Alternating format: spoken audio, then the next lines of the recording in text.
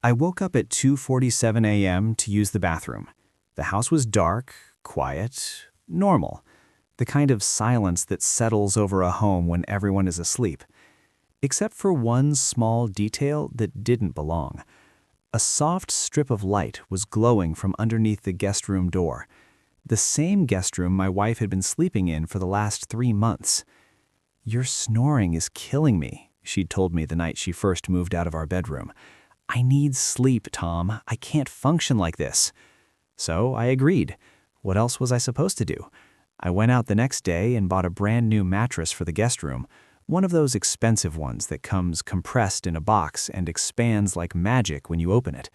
I added new pillows, fresh sheets, even a small lamp so the room would feel comfortable.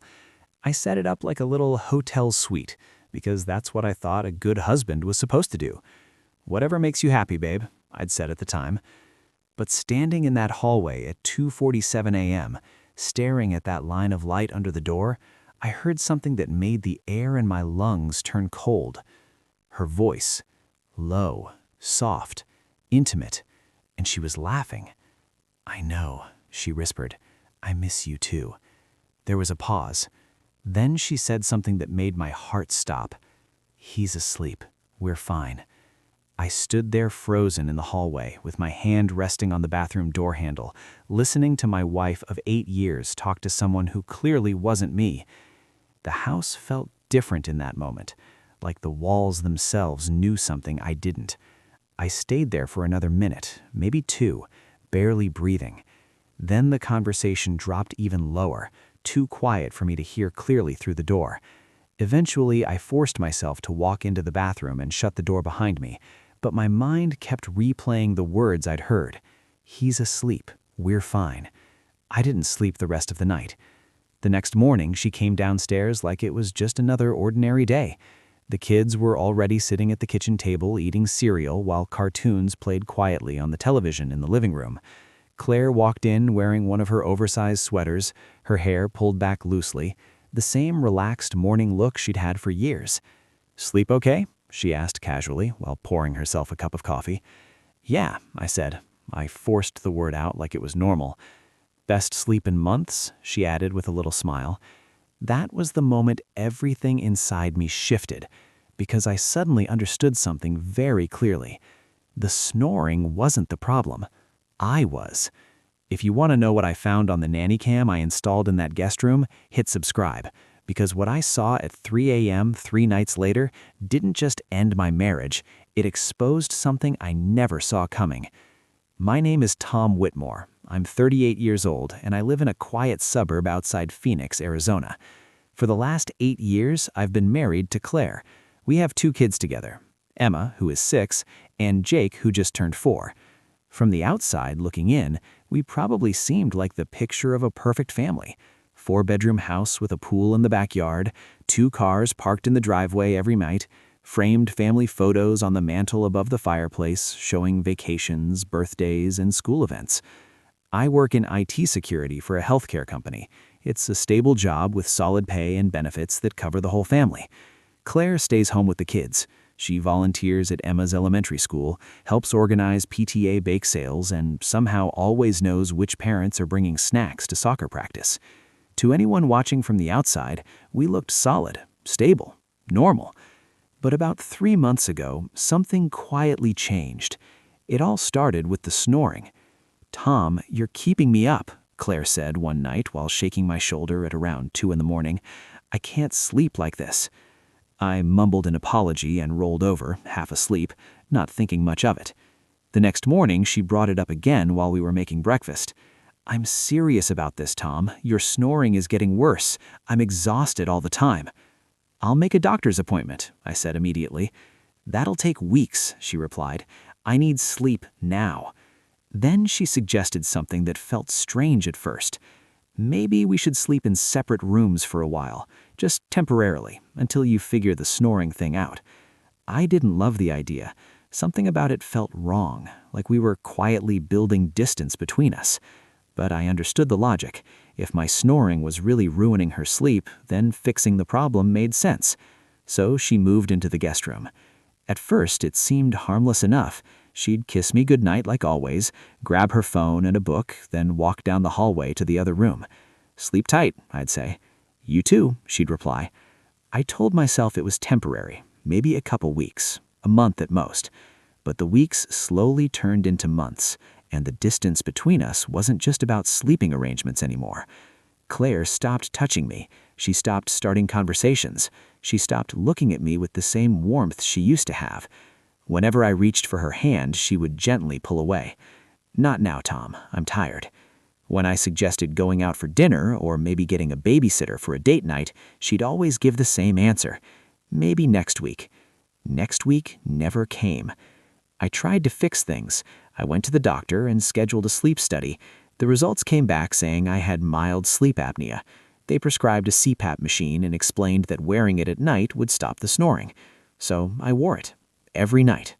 That stupid mask covered half my face and made me sound like Darth Vader breathing through a plastic tube. But I used it anyway because I thought it would bring things back to normal. "Is it helping?" I asked Claire after the first week. "I don't know," she said without looking up from her phone. "I'm still sleeping in the guest room." "But I'm using the machine now. You could come back."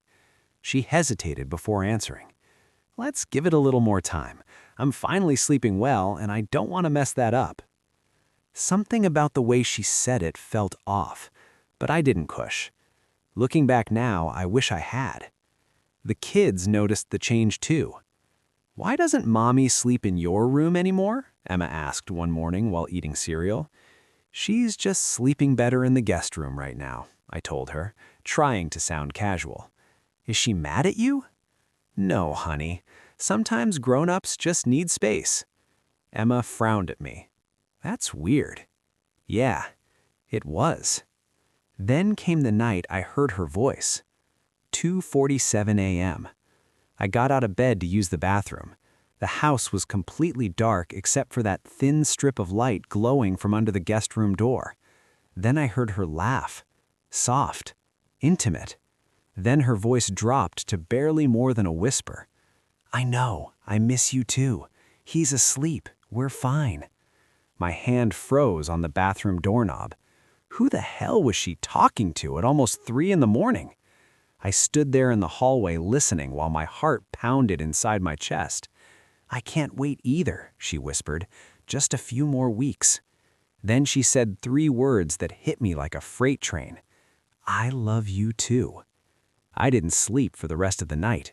I just lay in bed staring at the ceiling, replaying the conversation in my head over and over again. Maybe it was innocent. Maybe she was talking to a friend or a family member. But who says "I love you too" to someone at 2:47 in the morning? The next morning, Claire came downstairs like nothing had happened. "Sleep okay?" she asked while pouring coffee. "Yeah," I lied. "Your best sleep in months?" She smiled the same smile I had fallen in love with 10 years earlier, except now it felt like a mask. I wanted to confront her right then, demand to know who she had been talking to, but something stopped me. If I accused her without proof, she'd deny it. She'd twist the story. She'd make me feel crazy for even thinking it. I needed evidence. So I did what any IT security professional would do. I went shopping. The Nanny cam I bought was small enough to pass for a digital alarm clock, motion-activated, night vision, live video feeds straight to an app on my phone. I installed it on the dresser inside the guest room while Claire was out with the kids one afternoon. Just rearranging some things, I'd say, if she asked. She never asked. That night, I kissed her goodnight, like always. "Sleep well," I said. "You too."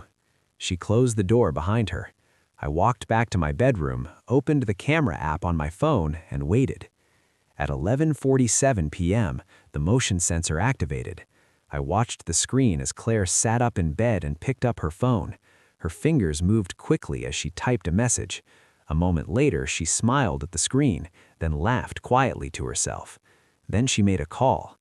The app didn't capture audio because I had disabled it to avoid any legal trouble, but I could see everything.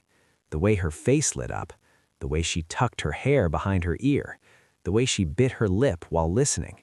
I recognized that look instantly. She used to look at me like that when we first started dating. Now she was giving that look to someone else. The call lasted 43 minutes. When it ended, she lay back on the bed staring at the ceiling with a dreamy smile I hadn't seen in months. Then she rolled over and went to sleep. I sat in my bedroom holding my phone, feeling like the floor beneath my life had just disappeared. The next night, I watched again. The call came at 1:23 a.m. Same pattern, same smile, same body language. On the third night, I decided to turn the audio recording on. I knew it was legally questionable, but I didn't care anymore. I needed the truth. At 2:15 a.m., the phone rang. I put in my earbuds and listened. "Hey, you," Claire said softly. A man's voice answered. "Hey, beautiful. Miss me?" "Always." My stomach twisted into a knot. "How much longer do we have to wait?" he asked. "Not long," she replied. "I'm working on it. He's clueless." The man laughed. "Poor guy." "Don't," Claire said, though she was clearly smiling. "I almost feel bad." "Almost?" "He's a good dad, but we haven't been happy in years. This is just making it official." "You're doing the right thing. You deserve to be happy." "I know, and I will be with you." "I love you, Claire." "I love you too." I ripped the earbuds out of my ears and sat there in the darkness shaking. 8 years of marriage, 2 children, a life we had built together piece by piece. And she was planning to leave me for some guy she'd been secretly talking to while sleeping in the guest room of my own house, using my snoring as the excuse that gave her the space to carry on the affair. I didn't sleep that night either. Instead, I sat at my desk with my laptop open and started digging. Phone records, credit card statements, social media. If she was having an affair, there would be a trail somewhere, and I was going to find it. It didn't take long. Claire's phone was part of our family plan, which meant I had full access to the account details. I pulled up the call logs and started scanning the numbers. One number kept appearing again and again. Late nights, early mornings, dozens of calls, some lasting more than an hour. I copied the number and ran a reverse search. The result came back almost immediately.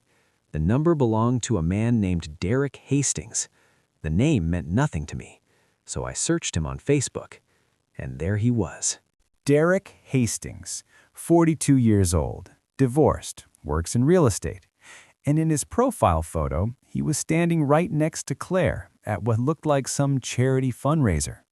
Her hand was resting on his arm while both of them smiled at the camera like they belonged there together. The photo was posted 6 months ago. 6 months. This had been going on for 6 months.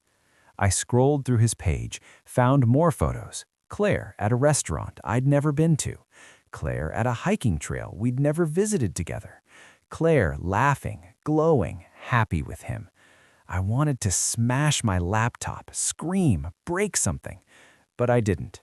Instead, I took screenshots, saved everything, built a file, because if this was going to end, it was going to end on my terms. The next morning, Claire came down for breakfast. "Morning," she said, pouring coffee. "Morning." She kissed the top of my head like a reflex, like we were still a normal couple. "I'm taking the kids to the park today. You working from home?" "Yeah. Okay, we'll be back around 3. She grabbed her purse and keys, called the kids, and just before she walked out the door, she turned back. "Love you," she said. It was automatic, meaningless. "Love you too," I said, and I hated how easily the lie came out. The moment they left, I called my lawyer. His name was Richard. We'd worked together on some corporate contracts a few years back. "Tom," he said when he picked up, "what's going on?" "I need a divorce attorney." Silence. "Are you sure?" "Positive." "Okay, come in tomorrow. Bring everything you have." I hung up and stared at the file on my laptop. Phone records, photos, audio recordings, everything I needed to prove she'd been cheating. But then I had another thought. If I just filed for divorce, she'd know I knew. She'd lawyer up, get defensive, drag this out. I needed leverage. I needed her to think she was still in control. So I came up with a plan. That night, I acted normal. Dinner with the kids, baths, bedtime stories. Claire kissed them goodnight and headed to the guest room. Night, Tom. Night. I waited until midnight, then I opened the app and watched. At 12:47 a.m., her phone lit up. She answered, smiled. I let the recording run. The next morning, I made breakfast. Pancakes, bacon, fresh coffee. Claire came down, surprised. What's all this? Just felt like doing something nice, I said. She smiled. That's sweet. We ate together. The kids chattered about school. Claire laughed at something Emma said. It felt almost normal, except I knew the truth, and she had no idea I did. Derek Hastings, 42 years old, divorced, works in real estate. And in his profile photo, he was standing right next to Claire at what looked like some charity fundraiser. Her hand was resting on his arm while both of them smiled at the camera like they belonged there together. The photo was posted 6 months ago. 6 months. This had been going on for 6 months. I scrolled through his page, found more photos. Claire at a restaurant I'd never been to. Claire at a hiking trail we'd never visited together. Claire laughing, glowing, happy with him. I wanted to smash my laptop, scream, break something, but I didn't. Instead, I took screenshots, saved everything, built a file, because if this was going to end, it was going to end on my terms. The next morning, Claire came down for breakfast. Morning, she said, pouring coffee. Morning. She kissed the top of my head like a reflex, like we were still a normal couple. I'm taking the kids to the park today. You working from home? Yeah. Okay, we'll be back around 3. She grabbed her purse and keys, called the kids, and just before she walked out the door, she turned back. Love you, she said. It was automatic, meaningless. Love you too, I said, and I hated how easily the lie came out. The moment they left, I called my lawyer. His name was Richard. We'd worked together on some corporate contracts a few years back. Tom, he said when he picked up, what's going on? I need a divorce attorney. Silence. Are you sure?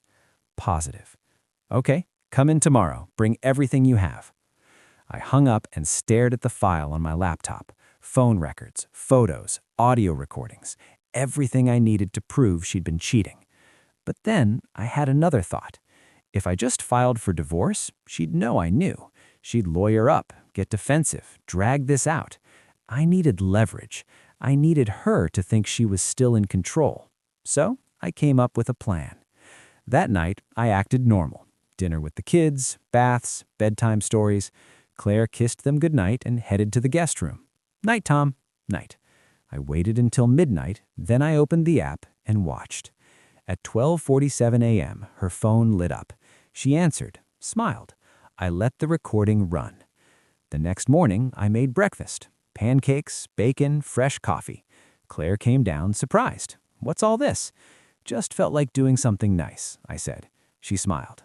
That's sweet. We ate together. The kids chattered about school. Claire laughed at something Emma said. It felt almost normal, except I knew the truth, and she had no idea I did. Over the next week, I played the perfect husband. I cooked, I cleaned, I took the kids to school. I even suggested a date night. Really? Claire looked surprised. Yeah, we haven't done that in a while. She hesitated. Okay, sure. We went to her favorite restaurant. I ordered wine. We talked. She told me about the PTA drama. I told her about work. And the whole time, I watched her. The way she checked her phone under the table. The way she smiled at a text she thought I didn't see. The way she was already gone, even though she was sitting right across from me. On the drive home, she reached over and squeezed my hand. This was nice, she said. Yeah, we should do it more often. We should, but we both knew we wouldn't, because in 2 weeks, I was going to blow her world apart.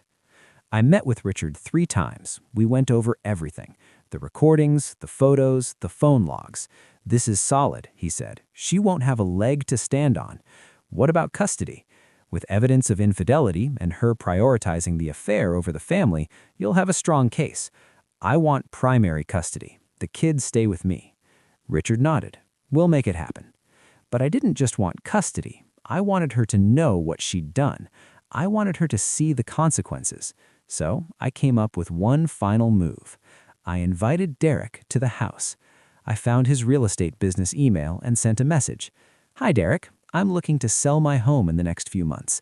A mutual friend recommended you. Would you be available for a consultation this Saturday at 10 a.m.? He responded within an hour. "Absolutely. I'd be happy to help. See you Saturday." Perfect. Saturday morning, I told Claire I had a work call and would be in my office. "No problem," she said. "I'll take the kids to my mom's."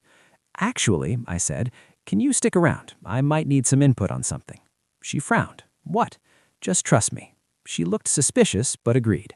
At 10 a.m., the doorbell rang. I opened it. Derek stood there, all smiles, hand extended. "Tom, Derek Hastings, great to meet you." "Come in," I said. He stepped inside, and that's when Claire walked into the living room, the color drained from her face. Derek froze. "Claire?" he said. She looked at me, then at him, then back at me. "Tom, what is this?" I closed the door, locked it. "This," I said calmly, "is the mutual friend I mentioned." Derek's smile vanished.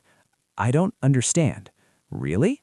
I pulled out my phone, opened the video app, and I played the recording from 3 nights ago.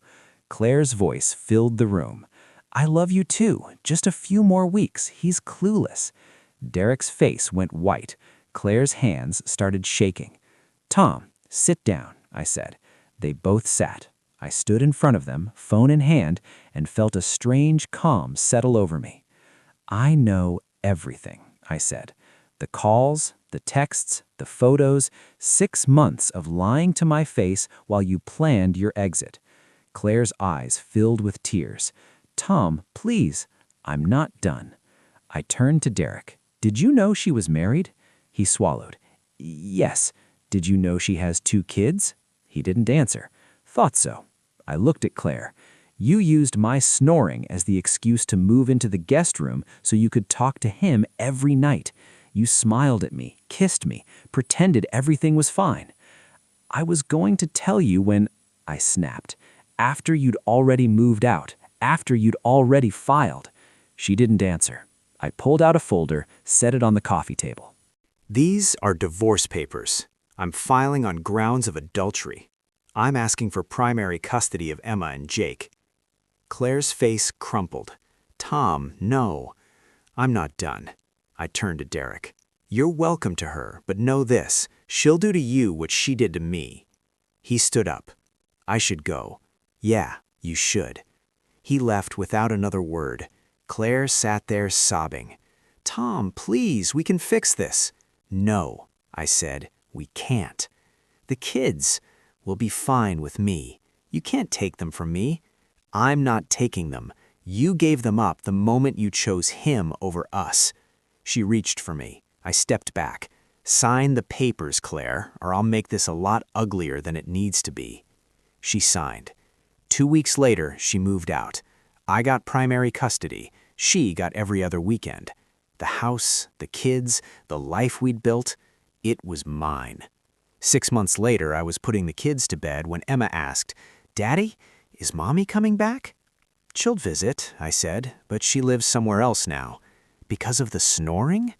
I smiled sadly. "No, baby, not because of the snoring." "Then why?" "Because sometimes people make bad choices, and those choices have consequences." She thought about that. "Do you still love her?" I tucked the blanket around her. "I love who she used to be, but that person's gone." "I miss her," Emma whispered. "I know, sweetheart. Me too." I don't miss Claire.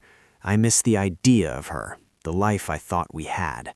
But I don't miss the lies, the late-night calls, the fake smiles. I rebuilt slowly.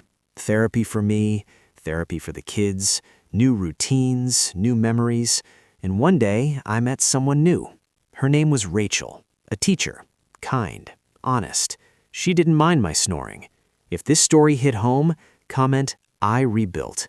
If you've ever been lied to, if you've ever trusted someone who didn't deserve it, if you've ever had to start over, this one's for you.